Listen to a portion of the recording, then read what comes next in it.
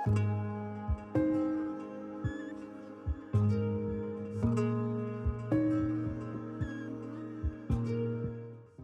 name is Shireen Al Gamal. I was born and raised in Cairo, Egypt.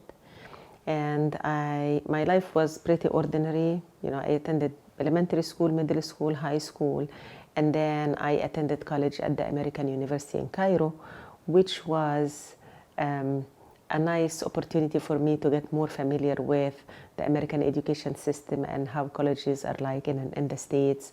But it was back then, I did not know that I would eventually move to the country and this information, this knowledge would become kind of comfortable for me and helpful for my children. And we worked very hard to build our family and get settled down. And we didn't seem to be making too much progress, despite the fact that we really worked hard. So in 1993, after 7 years of just chasing our tails, we moved to Lexington, Kentucky, where he earned his master's degree in engineering. And we went back to Egypt thinking that we're going to go back to our usual lives. Then the opportunity came one more time for him to come back to work on his PhD. That was the turning point. So I followed his footsteps, master's and PhD. And then by the time I finished, our children were old enough to participate in making the decision. Should we wrap up and go back home? Or should we stay here? And they actually kind of collectively expressed their desire to stay here in order for us to allow our children to pursue opportunities similar to the ones that we moved to the state for. So my name is Mohammed Saad. I was born in Cairo, Egypt. My family immigrated to the United States when I was 3, so pretty young. At the time, it was my parents, my older sister, me, and one of my younger brothers. Being a little bit different from the surrounding community or the majority, my Egyptian and Arab and Muslim culture or identity was a big part of who I am. Had I lived in Egypt where that was the norm and that was to be expected, I potentially could have taken it for granted. The very cliche and cheesy expression of like home is where the heart is kind of rings true for me. In a couple of ways. One, if you were to ask me like, where are you from? My immediate answer, I think, would be North Carolina, just because that's the place I ascribe to and kind of am most familiar with. But then now having my parents live in one place, I live in one place, my siblings live in another place, I guess my perspective of home has kind of broadened. Like wherever I have loved ones is where I consider homes.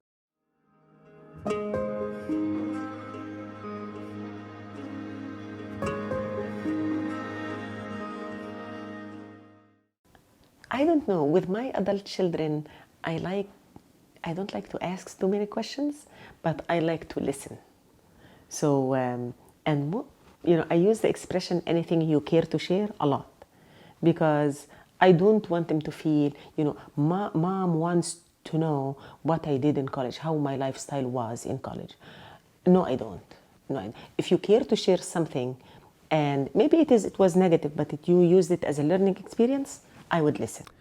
I don't think there are any questions that I've never kind of picked her brain about, but there's definitely things I would love a little more like clarity or elaboration on. Like, for example, my mom was younger than I am now when she moved to the States, kind of uprooted her life, had no resources, no connections, no relatives, friends here. So I'd love to just kind of pick her brain as to like, what was going through your mind when you left everything you knew, moved to a new country? Were you thinking short-term, long-term? And then what were your hopes? Like, what were you really excited for, like the new opportunities? And then what were like your fears or worries? Hello. Hi, how are you today? Good, how are you? Let me ask you this. Are there any times from your childhood or your years growing up here that stand out as like special memories or something that you really cherish? Yeah, I think something that always sticks with me is when we were in elementary and middle school, before your career took off, was how involved you were in our academic life and extracurricular lives. A lot of times it was a first time for me. So a field trip that we went on, it was the first time for me to experience this, and then having the opportunity to share that with you is really memorable. I think I also felt special about these moments because growing up, that was not a choice. Parents usually in my school were invited. So there is an event, everything is set up very nicely, and parents would come and sit in the audience. So the opportunity to actually participate and take part was another venue for me to, to have shared moments and to be close to you guys. What were your feelings? I imagine it was a pretty big sense of anxiety, kind of uprooting your life with 3 kids, moving to a country where you knew no one. I remember very clearly as I was closing the door, locking the door to our apartment in Cairo, feeling so uprooted and so disjointed that I thought, maybe death feels like this. You're separated from everything you know and you love. Maybe this is as close to death as I would ever get while I'm alive. So that was how hard it was. This particular moment of locking the door and just turning away with a number of suitcases, and that's it. Were there ever moments that you said, I wish mom and dad didn't do that and we could have just stayed home? Absolutely not. Having gone back and visited, I feel relatively familiar with the culture and what life potentially would have been like from our visits over the summer or over breaks. And while I enjoyed them, I always knew that it was a brief period that we would be spending there. To me, it was always a very clear advantage or a very clear benefit of being here as opposed to in Egypt.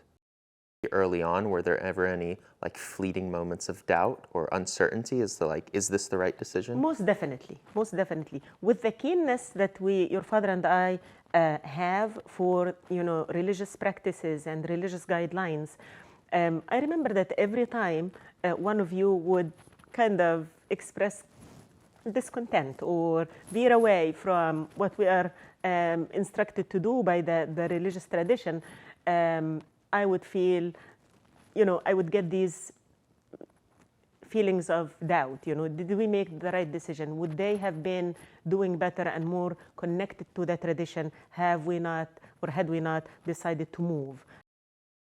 I really like two things. One, how you maintained our sense of identity, our sense of culture from Egypt, whether it's the Egyptian traditions or the Arab traditions or the Muslim traditions, while not forcing us to be hesitant to assimilate.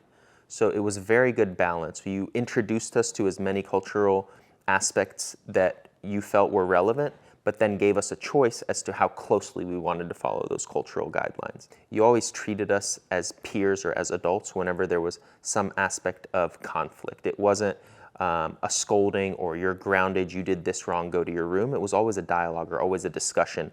I remember one of these times, I think you did something in high school and I asked you, what do you think I should do? If you are the parent and I'm the child, and you said, I would take the car for a week, and you surrendered your keys. You put your keys on my nightstand and left them there for a week, which is another moment I remember. I felt that was so mature and so well handled and fair. I just felt that my son is maturing and he recognizes his error and he doesn't mind self-restraining so that doesn't happen again. That these small individuals or children are growing into independent adults, and they need to decide whom they want to become and how they want to live their lives. So I think this realization also kind of balanced out the sense of regret or the sense of doubt for the decision to move, because I realized that this is not an immigration-related issue, it's a growing up issue. Have you ever thought about or imagined your life had we not made the decision to move here permanently, and you growing up in Egypt with the cousins and the aunts and the uncles? Yeah, I think that comes up a lot in times of transition. So when I was transitioning from high school to college, or when I was transitioning from college to my first job, that's when that thought usually comes up. How different would my life have been if I had gone through high school in Egypt, where sometimes I think my options would have been very limited. I wouldn't have had as many opportunities, and my trajectory would have been kind of determined a little bit sooner, potentially right in high school. Depending on what grades I had made, my career choices would have been limited. So those are usually the times that I really reflect and think about, wow, life would have been very different. And then the other time that I sometimes think about it from more of a sentimental perspective is around holidays. I always reflect and wonder, wow, this is great. I love having all of the siblings and the parents together, but I wonder how much more festive and how much more memorable this would be if we had extended family around us to share that opportunity with.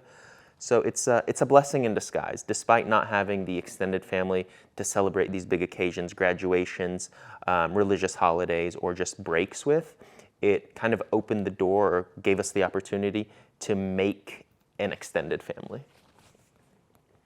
I feel like these are questions that I've thought about but never really had the inclination to ask. So I think this has been really cool to hear your perspective on what life was like previously, some of the anxious thoughts that you maybe had making the transition. And honestly, I can't be more grateful to you for being willing to kind of uproot your life and kind of make so many changes for the benefit of me and my siblings. So I'm so glad that ultimately this is where we ended up. I'm also grateful for the people that you have become and the level of confidence and self-assurance, and it is always fun to just sit down and have a conversation with my adult son who, we agree, we disagree, and everything happens with so much love and grace. Yeah. Thank you, dear. Thank you. I love you. Love you too.